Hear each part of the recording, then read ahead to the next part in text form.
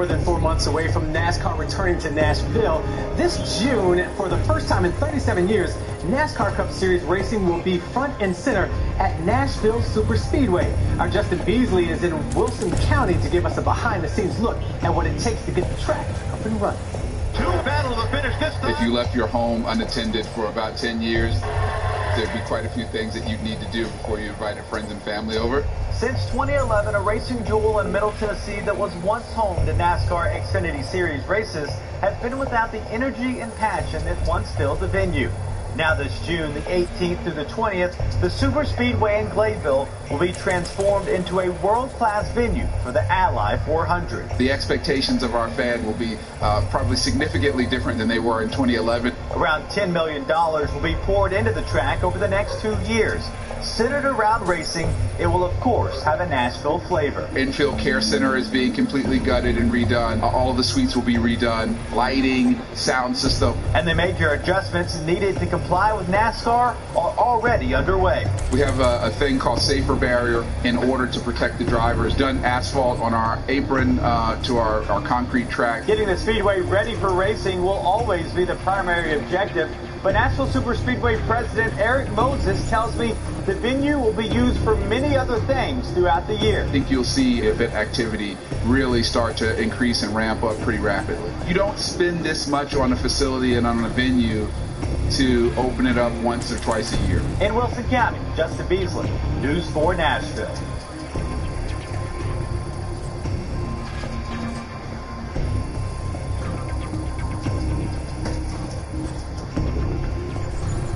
Governor of North Carolina announced that $30 million will be put towards NASCAR tracks, including North Wilkesboro Speedway and The Rock.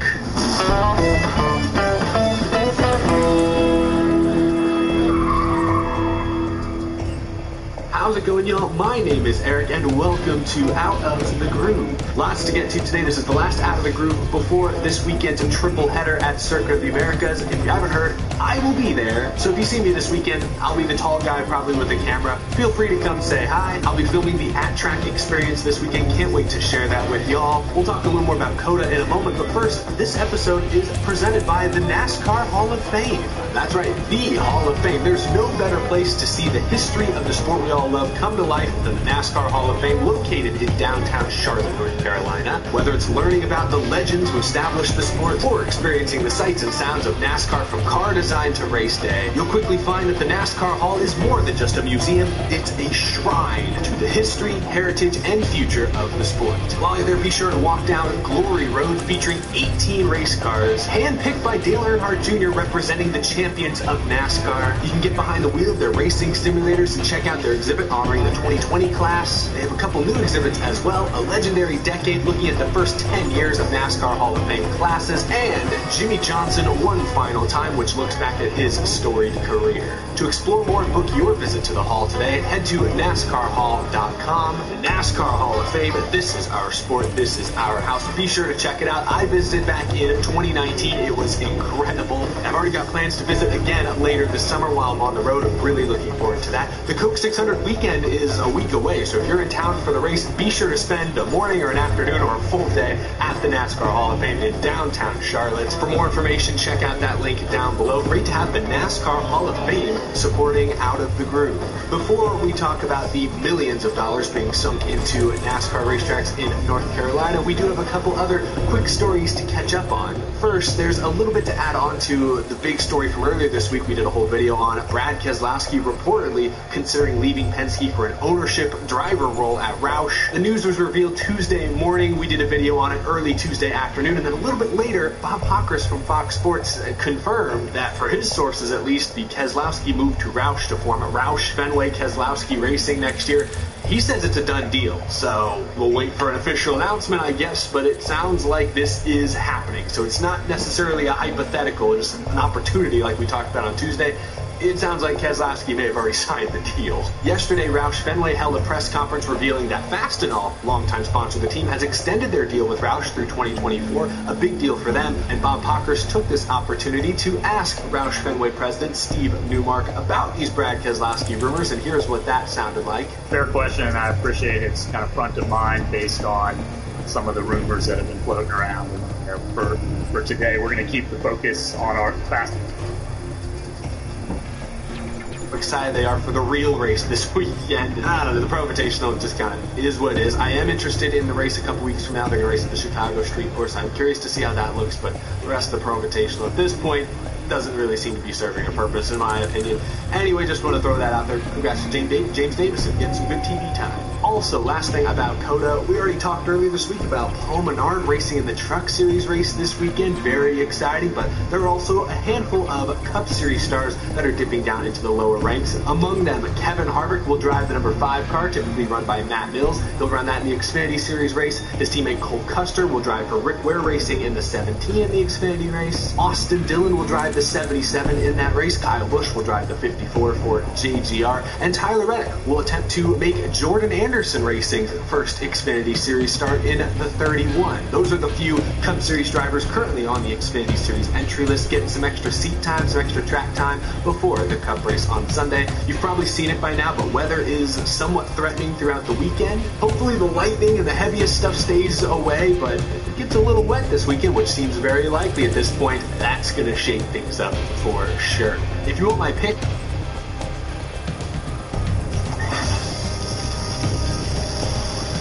Old Spice Hydrate will help you become a more moisturized. picks like for NASCAR Fantasy or like checking out the betting odds, you'll have to stay tuned for this week's Out of the Group Weekly Viewers Guide. I've got a special video exclusive to the Weekly Viewers Guide this week where I go through my top picks, my dark horses, maybe some drivers you should stay away from, and much, much more. I go in depth and give you guys all my picks in the Weekly Viewers Guide this week, and I'll begin doing that every week from here on out, exclusive to the Out of the Group Weekly Viewers Guide. So make sure you're subscribed. It is free anyway. With that all being said, let's talk about the big news from yesterday. Yesterday, Governor Roy Cooper of North Carolina announced $30 million of the American Rescue Plan money will go towards infrastructure repairs at Rockingham Speedway, North Wilkesboro Speedway, and Charlotte Motor Speedway. Breakdown looks like each track gets $10 million. This still has to be approved by state lawmakers, but many believe that is likely. Whoa, this came out of nowhere. Beyond that $30 million, there's also reports of another $10 million that will be split up between all the different short tracks in North Carolina. This is wild. You know, the government's going to spend millions and millions of dollars. As a NASCAR fan, I at least appreciate that they're spending it on NASCAR tracks. But this is huge.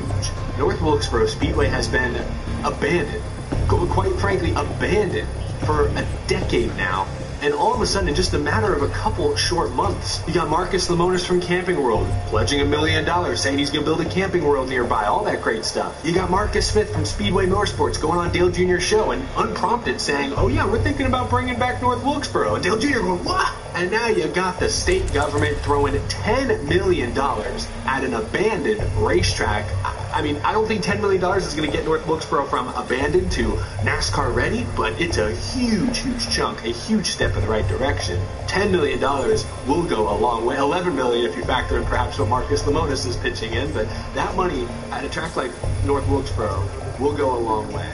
A year ago, I think pretty much every NASCAR fan and probably almost every industry insider looked at North Wilkesboro Speedway as sort of a pie in the sky, a pipe dream. Oh, it'd be cool if that historic short track came back someday, but it's not going to happen. No one's really going to do that. My, how things have changed. Now, things have changed quickly. Now, that $10 million is going to go towards, as it's listed, infrastructure repairs. They're going to have to work on the facilities around the track. They're going to have to work on the track itself, grandstands, etc., etc. I think that money will go a long way, but again, that money is not enough to make that track Cup Series or any sort of NASCAR series ready anytime soon, but it's a huge chunk, a huge weight off their shoulders, and that might be enough to jumpstart. This might convince others to start investing into the track as well. Now that $10 million, I mean, that's a real thing. That's real money. It looks like there's a real plan here, which actually is a good point.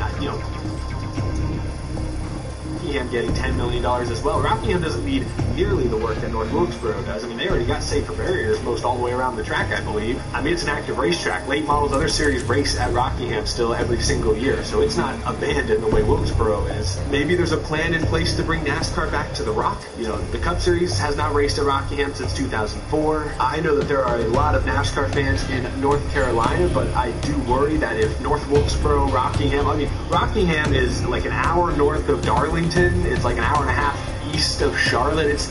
there's a lot of tracks in a very small area. Throw North Wilkesboro in just another hour or two up the road. Bristol's just a few hours west. There's a lot of racetracks in a very small space there. I don't know, I worry that you're dividing up the audience too much and it's going to be difficult to pack the stands everywhere, but at the same time, if they rebuild North Wilkesboro and maybe build it to just hold 30,000 or so, I think that's doable. Rockingham's capacity is currently listed at about 35,000. I think that's realistic as well. And we've already talked about recent tracks that have been renovated in NASCAR, like Phoenix. They rebuilt Phoenix to seat 40,000 fans. That's the size, that's the scale that NASCAR tracks are looking at right now. So maybe it is realistic that North Carolina has 3 different racetracks on the schedule. Maybe it's possible.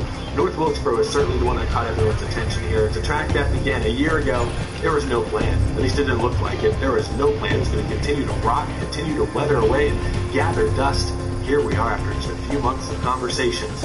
Real money is being pumped into the Speedway. Something big is in the works. I don't know that the Cup Series goes back there in the next year or two, but before long, we could see an ARCA race to start. Maybe then a truck or Xfinity race pop into the schedule here in the next couple of years. I think that's realistic.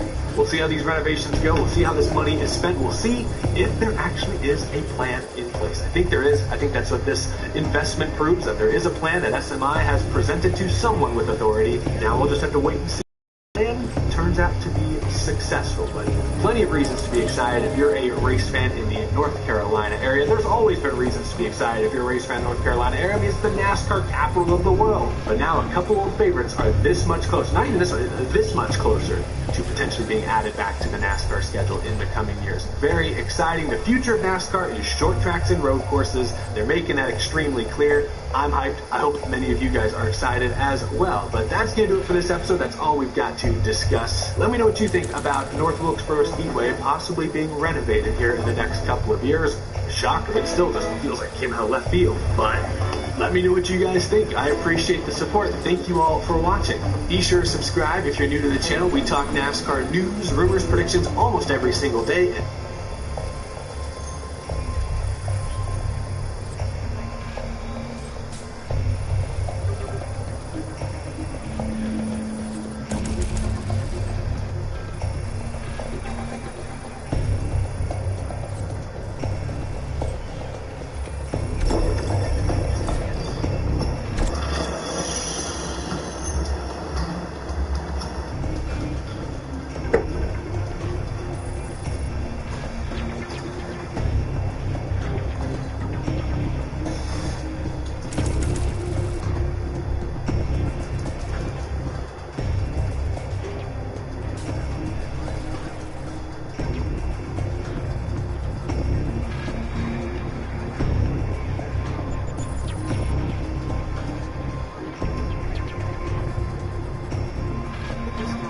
Speedway, this track here could soon get a facelift. It's part of a massive deal to modernize the racetrack at the fairgrounds and bring NASCAR back to Music City. But some neighbors who live and work nearby are worried about the growth. News 4's Melanie Layden is getting answers about what this new deal means for locals in tonight's Growing Nashville. This is really a diamond in the rough. The history of this track goes back to the early 1900s. It hosted NASCAR races from the 50s to the late 80s. And since then really has not had any major investment in it and has gone into a bit of disrepair. Although it's seen better days, the Nashville Speedway is here to stay. That's because back in 2011, Davidson County residents voted in a 2-to-1 referendum to preserve racing at the fairgrounds. This means the Speedway is now chartered and historic. But this new deal on the table means a better facility and better racing. But it's important for Nashvillians to know it doesn't mean more racing. As a business owner in the area, obviously there are concerns about crowds, there's traffic, there's noise, on race days. And I was really encouraged at the vision for the racetrack to be very guided and specific on these days. And I'm encouraged to where it's going. Aside from fixing up the current racetrack, the renovation will eventually bring in more jobs, produce more revenue, and protect the historic Speedway. Leaders are still in conversations with the Fair Board and the community for the next few months. By the end of the year, there should be a more concrete plan about the timeline of construction, but the ultimate goal is to have racing underway by 2023.